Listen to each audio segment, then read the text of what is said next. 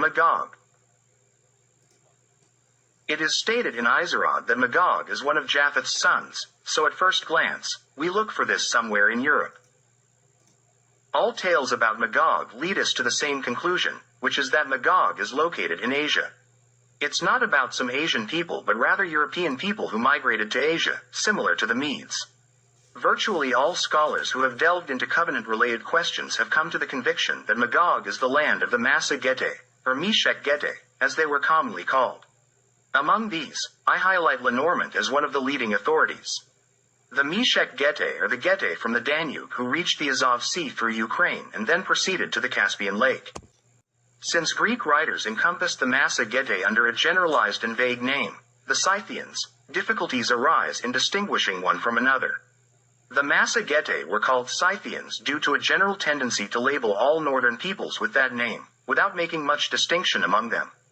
As for the Scythians, everything about them is unclear, so let's start with them. The Greeks referred to all inhabitants of the northern regions from the Black Sea, Caucasus, Caspian Sea, River Indus, and in Europe, north of the Alps and the Danube, as Scythians.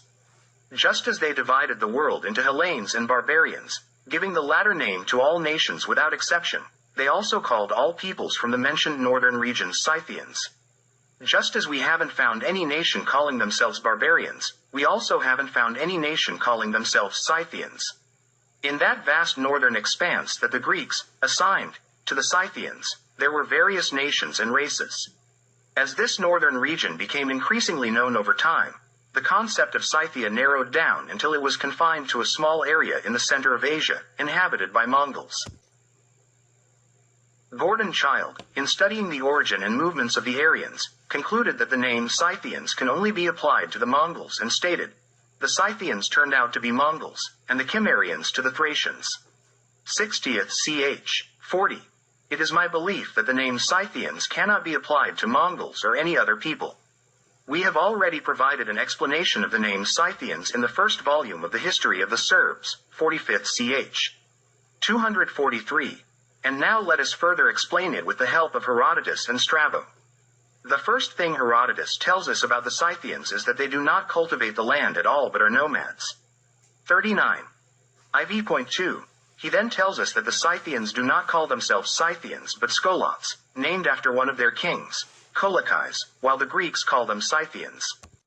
It should be noted that Herodotus visited the land he calls Scythia, so his testimony must be taken very seriously. Here he tells us that the Scythians, as a people in an ethnic sense, do not exist.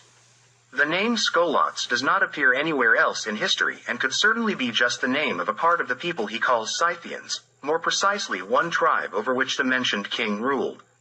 Herodotus also tells us that there are several types of Scythians, and some view others as subordinate nations. 39. IV.20. Then Herodotus tells us that among the people he calls Scythians, there are several very different nations, and to trade with each other, they use 7 interpreters for 7 different languages.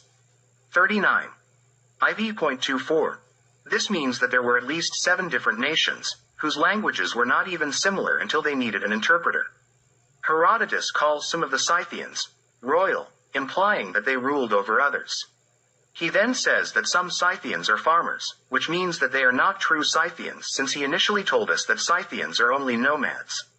Wherever he talks about nomads, he calls them Scythians, indicating that Scythians are exclusively nomads. The same testimony is found in Strabo. Whenever he mentions nomads, he calls them Scythians, and these two concepts always go together. Now we can draw a final conclusion. Scythians are wanderers, nomads in Greek. Ct, or Skitnis, in Serbian has the same meaning as nomads in Greek. That's why the Holy Scripture doesn't mention Scythians. Instead, it refers to the Gete and Massa-Gete, whom it calls Gog and Magog. Gordon Childe was correct when he said that ultimately, Scythians turned out to be Mongols. This is because the Mongols were nomads. Bergman states that the Scythians called themselves Skut, which in their language means a shield. Initially, it was the name of one tribe, and then it became the name of a people. Skuta is skutos in Greek, scutum in Latin, and Scandinavian skolder. Among the ancient Danes, the royal title had the name Skiolding meaning the son of the hero Skioldr. 43rd ch. 31-30. Hellanicus from Lesbos, a contemporary of Herodotus, wrote a work called Scutica, and referred to the Scythians as Scutum.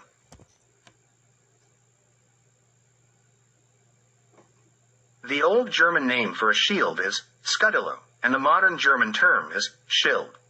43rd ch. 33. Here, we have a case of two names coinciding. Serbs called a large shield that protected the entire body, Scuda. Its first pictorial representation is found in Assyria, but this type of shield is well known among the Romans, who called it by the same name, Scutum. With the adoption of this type of shield, they also adopted its Serbian name. Among the Serbs, it was a widespread custom for an entire village, town, or tribe to be named after their occupation, such as shield-bearers, archers, cobblers, saddlers, scuda-makers, etc. It's not surprising that a Serbian tribe above the Black Sea was called Scutari, but the name Scythians, which the Greeks applied to all northern peoples, originates from the Serbian word skutati, to roam or wander. Herodotus says that Scythia, the land where the Scythians live, stretches from the Danube in the west to the Don in the east. 39. IV.48, from the Don, eastward to the Caspian Sea, Herodotus finds the Sarmatians. The name Sarmatians is just a different form of the name Sarbati. He states, beyond the Don is no longer Scythia, but the land of the Sarmatians, which extends northward from the Sea of Azov for a journey of 15 days. 39. IV.11, Vedianus says, according to the testimonies of ancient writers, there were two Sarmatias. The Asian, beyond the Don and the Sea of Azov to the east, and the European, from the Don to Germany and from the Baltic Sea to the Danube. And he adds, in general, the Scythians are called Sarmatians. For Vedianus, the land of Scythia doesn't exist. Instead, there are two Sarmatias, as, according to him, Scythians are generally called Sarmatians. After all these explanations, it is futile to seek the Scythians as an ethnic people since, as he asserts, a people with that name did not exist. To which ethnic group Herodotus, Skolots, should be assigned is not difficult to determine, as he himself provided testimony that the Sarmatians spoke the Scythian language. 39. IV.117. This means that his Skolots spoke the same language as the Sarmatians. This Herodotus citation aligns with Vedianus's assertion about two Sarmatias and the non-existence of Scythia.